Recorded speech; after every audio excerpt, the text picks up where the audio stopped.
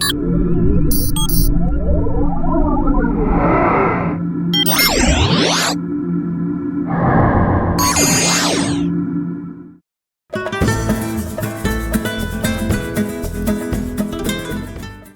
name is Danny Ortega, and I work for the Ortega Law Firm. I've been a lawyer in this town for over 40 years.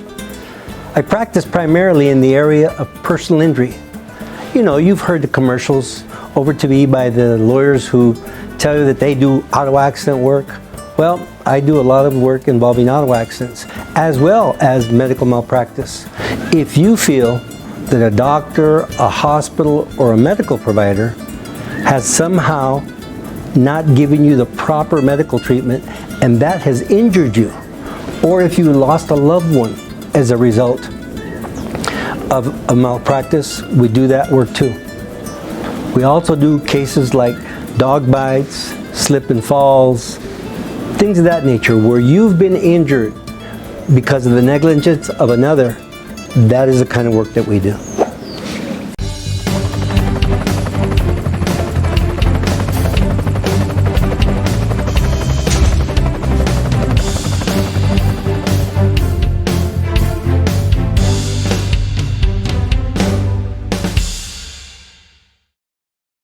Hi, this is Irma from Arizona Barrios Stories. Today we welcome you and we welcome a guest. We are here today with Earl Wilcox.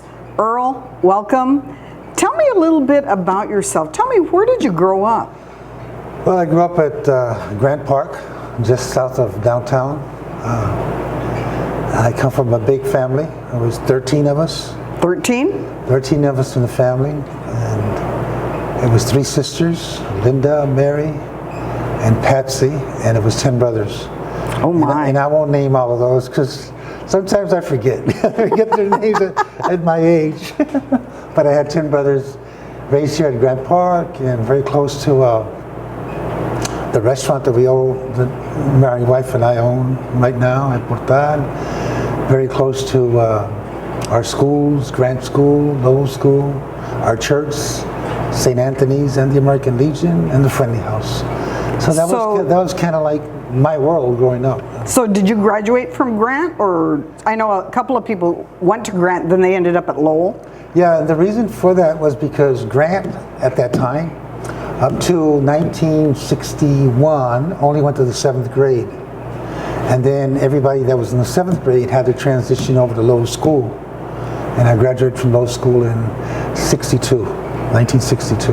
And high school? Where did you go to high school? Phoenix Union. Well, actually, went to South Mountain 1 year, in my freshman year, and then went to Phoenix Union for 3 years, graduated in 1966.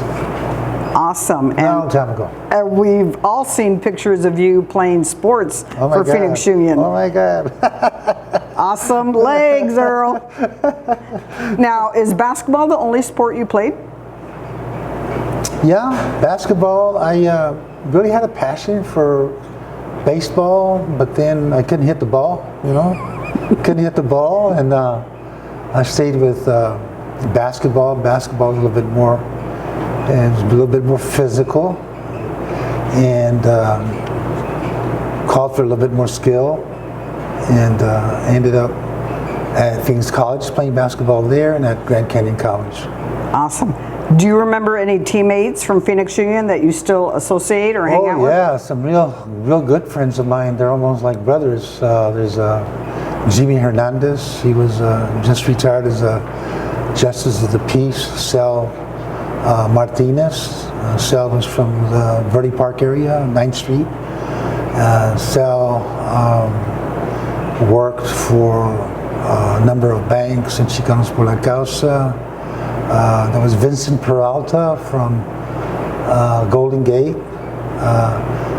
Another person that was really close to me, Andy Lanesses. We lost him a couple of years ago. He's from Golden Gate. Those are some of the basketball players from Phoenix Union that I played with at Phoenix College and at Grand Canyon. I had another really close friend of mine that we're like brothers, Rudy Santa Cruz. probably the best basketball player that ever came out of Carl Hayden, but really a dirty basketball player, very dirty. But we played together at Phoenix College and at Grand Canyon College. But all these people, Sal, Rudy, Jimmy, Vincent, Andy, they're all very close to me and they're like brothers. You know. Bobby Buchanan was from this neighborhood, Grant Park. Carlos Contreras was from the Marcos de Niza, and very good basketball players. Sounds like a brotherhood. A brotherhood of sports brought you together, and then the neighborhood. Sports was, sports was a big motivating factor in my life. If it wasn't for sports, if it wasn't people that helped me along the line, there was a person that's almost a legend in this neighborhood, Ruben Calderon. He mentored me while in high school, and it's just a family, and we're still together. Mike Rojas, the teacher over at Lowell School, we played with him. Ernie Ledesma, and then my compadre, Alex Navarro. All those, we still have close contact with each other, and it's a family kind of sports bringing us together. Many people that grow up in certain barrios, their goal is to get out. With you, you're back here. Could you tell us why you're back here? What brought you back? I never wanted to leave. Right now in Portal, I grew up at next door at the park and across the street from the Grand Park. And I have a lot of memories here. My grandmother immigrated from Mexico. She became a citizen. She learned how to speak English at the Friendly House. My mother raised all the 13 kids, my brothers and sisters here. I just have a lot of memories from here. When I finished my school, my education, I worked at the Barrio Youth Project. I worked at the Friendly House. I did some work with Chicanos por la Causa in a nutritional program in the summer. I never wanted to leave my neighborhood, and I still want to leave my last days here. My wife, Mary Rose, and I live next door to the restaurant, and to us, we don't want to live anywhere else. We're happy here.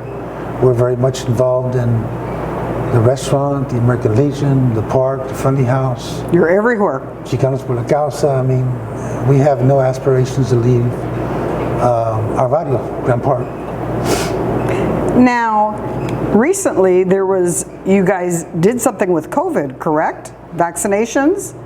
Yeah, the way that started is Mary Rose, my wife, is the chairperson for Valley Wise. That's the old county hospital system. And she's very much involved in health issues. So we were approached to do testing a couple of months ago, and here at the park, we did it here at the park. There was a big disparity because what was happening with testing and the actual administration of the vaccine wasn't reaching our people. So we pitched to the people that had relationships to the testing and to the vaccine, and we basically said, we don't want to go anywhere, we want to do it here in our neighborhood, and it's been quite a success. We've done one vaccine, we've done Casa Primavera, we're going to do Casa Primavera Thursday, we did the commissary for the taqueros, we did that yesterday. We'll be doing 200 people from our neighborhood this Saturday here at the park, and we've been approached by a number of other agencies, health agencies, to keep doing that. The summer's coming, it's going to get, the heat's going to increase, so we're going to be doing all the vaccines inside of Grand Park. We're looking forward to it. If you were to close your eye, in your mind's eye, What do you remember about the surrounding area? Stores, or what was here back in the 50s and 60s? What do you remember? What I remember is a real vibrant neighborhood. A lot of families that weren't well off, but at the time, we didn't know we were well off. Everybody helped each other. So I have some good memories from the schools, from the church, from the American Legion, from families, the Buchanans, Gutierrez's, the Sainz, the Ganderias, you know. They still come to Grand Park. We have a mural at the park that depicts Dedicated to them. Yeah, dedicated to that. That's on the positive side, but on the negative side, I'm really saddened because our neighborhood is beginning to change a lot. You know, we're so close to downtown, and the light rail is coming right adjacent to our neighborhood down First Avenue into Central. And as I look back, we've lost a lot of families because of, unfortunately, Arizona Public Service has come into the neighborhood. They're in the process of building another power plant that we're opposing at this point, that a lot of us are opposing. So you're being moved out. Yeah, being moved out. We had an apartment complex that we had 60 families just on the other side of the park, that there was some contamination there because of what the work that APS was doing. And we cleaned it out. We cleaned all the contamination, but we had to move the folks out. A lot of the senior citizens, a lot of our youth used to come to the park.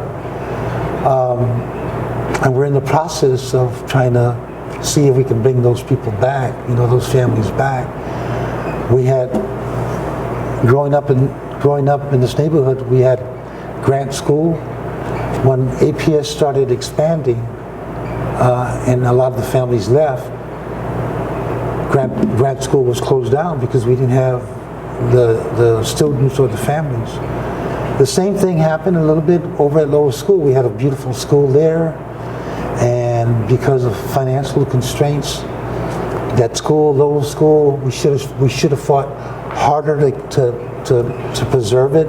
Just like Kenilworth, that's a beautiful school, just like Court School. But at that time, we were involved in a lot of the civil rights movement and some of working for, you know, education for our kids and justice issues, and the saving of Lower School just kind of went through our hands. But kind of sad that of what's happening in the neighborhood, but we're trying to build it back up. So a little bit of taking the good with the bad. Yeah. So it's a constant. I wouldn't say it's a challenge. It's an opportunity for us to see if we could preserve Grant Park and the neighborhood. And that's what Arizona Barrios is about, preserving history. Earl, we want to thank you. Thank you for being with us today. And hopefully somebody will tune in and that story will touch them and they will want to share their story. Thank you for tuning in today. We have had a really good opportunity to listen to Earl and his memories. Remember, you have a story also.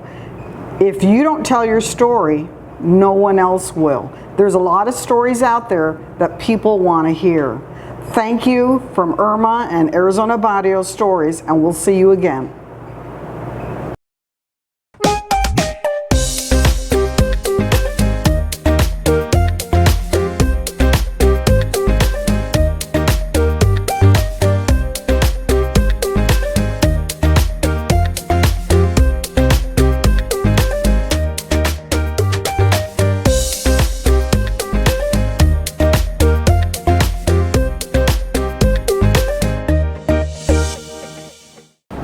Hi, this is Irma from Arizona Barrios Stories. Thank you for tuning in.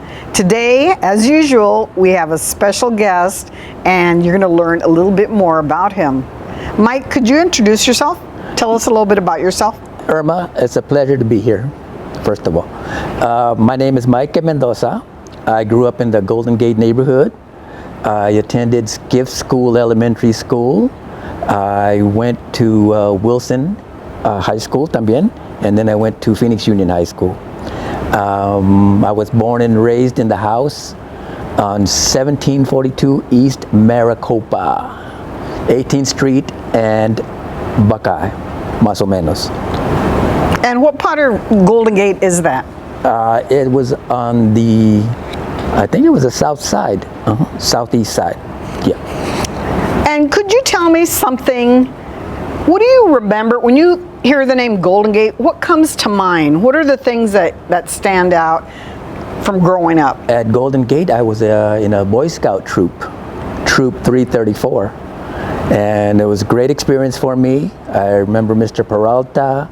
I remember my other Boy Scouts teammates, and it was great experience for me, and it was at Golden Gate Center. Awesome. Now, you told me you worked at Leroy's. I did. And who did you work with? I worked with Georgia. And what memories do you have? What type of things did you do while you were working? I swept the parking lot. I swept the parking lot. I swept the inside of the store. I stocked the beer. I unloaded the beer trucks. I stocked all the beer. At what age were you doing this? I was 11 and 12.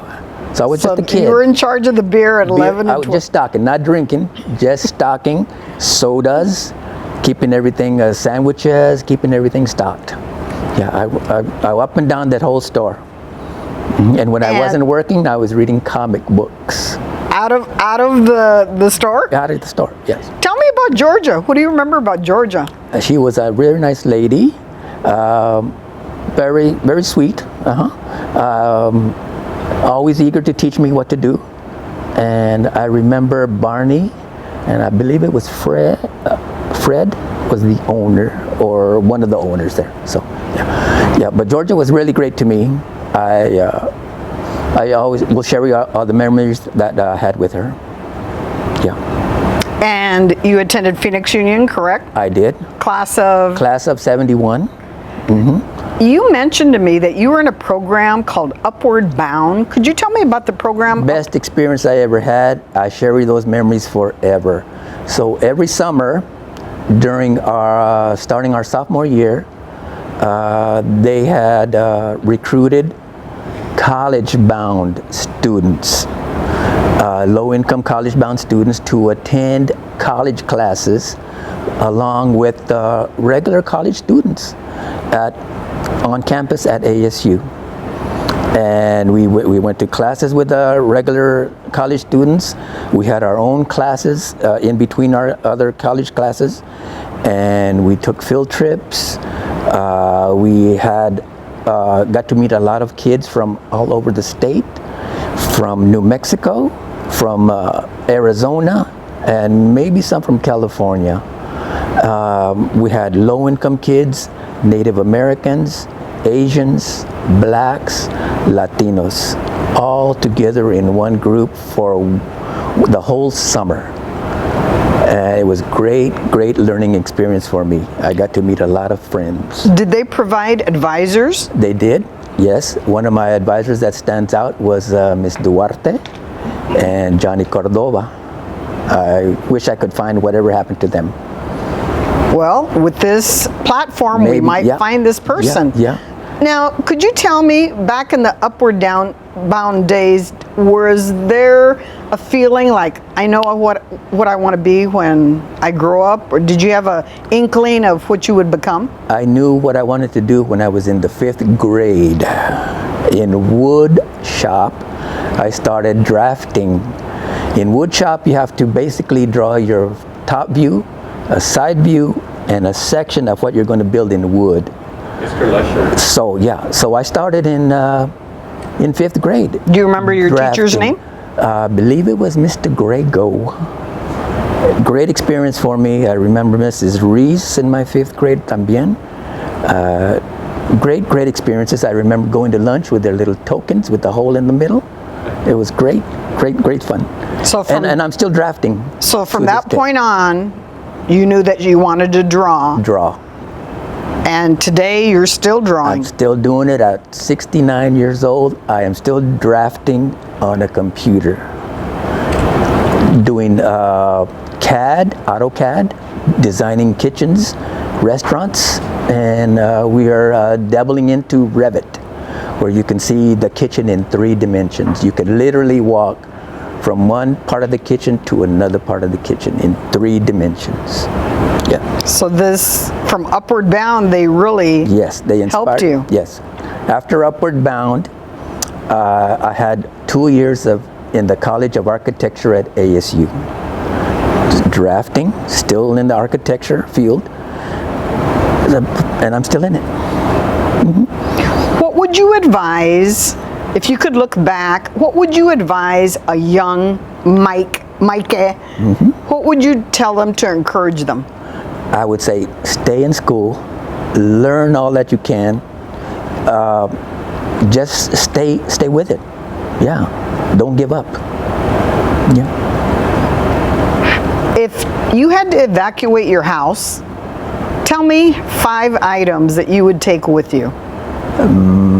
My laptop, my Coca-Cola memorabilia, Mickey Mouse memorabilia, and let me see what else. My record collection. I have thousands of LPs. I have CDs, millions of CDs, literally. So I would take my CDs, my Coke memorabilia, Mickey Mouse, and my computer. Yeah. Tell me, when you think of the word Golden Gate and you think back, what is something that is a vivid memory from the neighborhood? Well, it was being a Boy Scout. Yeah, being a Boy Scout. I think I was a Boy Scout for about 4 years. I made it up to Eagle Scout. And we had camping experiences at Camp Geronimo, which was great. We did a lot of hands-on crafts and stuff like that, so that kept us going and motivated. So I learned a lot of good skills, being honest, being loyal, being respectful. You know, that's their Boy Scout oath. Yeah. Awesome. I would like to thank you for joining us today. Thank you for your stories. I know there's a lot of people out there, they'll tune in and they'll say, hey, I know him. You know how they can remember me too? Do we have a little more time? A little bit, yeah. Okay. I was in an accident. An accident? Oh yeah. At Pete's Fish and Chips growing up when I was about 11. What happened?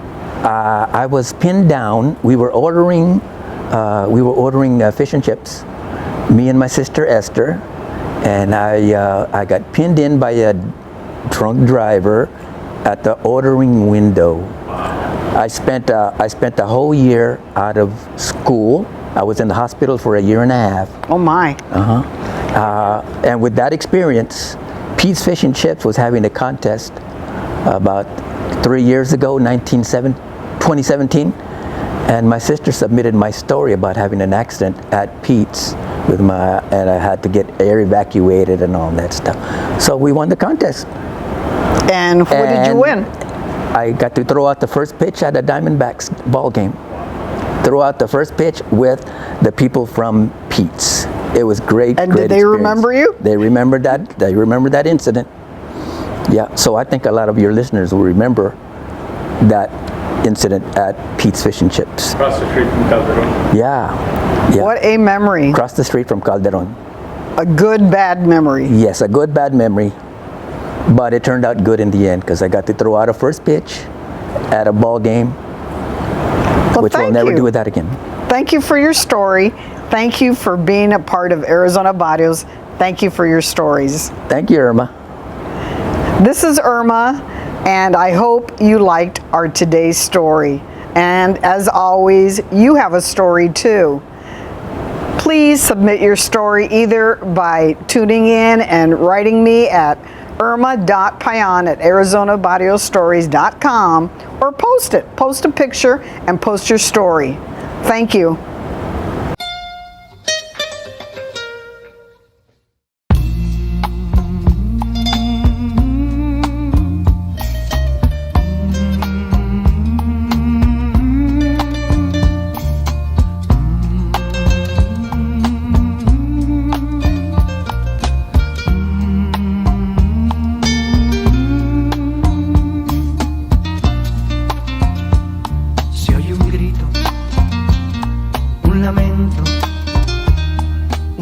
esposo.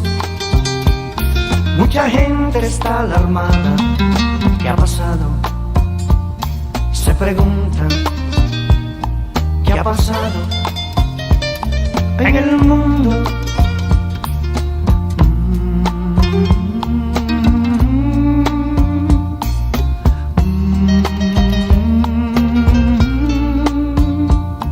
Una joven va gritando, mamá.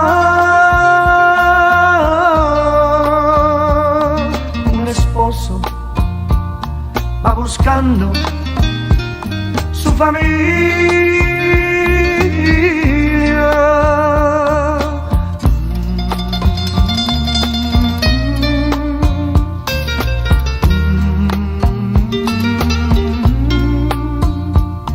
Unos dicen que una nave mucha gente se llevó, pero escuchen, a lo lejos alguien grita, Cristo vino, y su pueblo se llevó. No hay remedio, no hay salida, es la gran tribulación. Cristo vino, y su pueblo se llevó. No hay remedio, no hay salida, es la gran tribulación.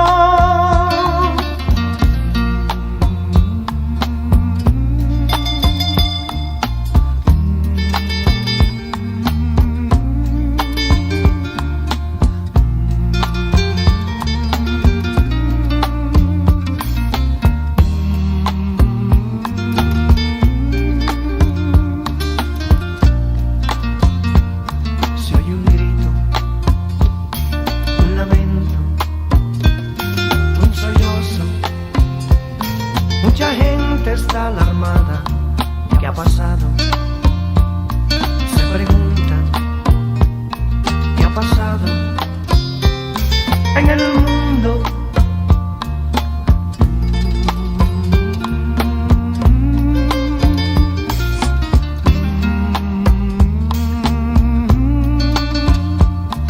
Una joven va gritando,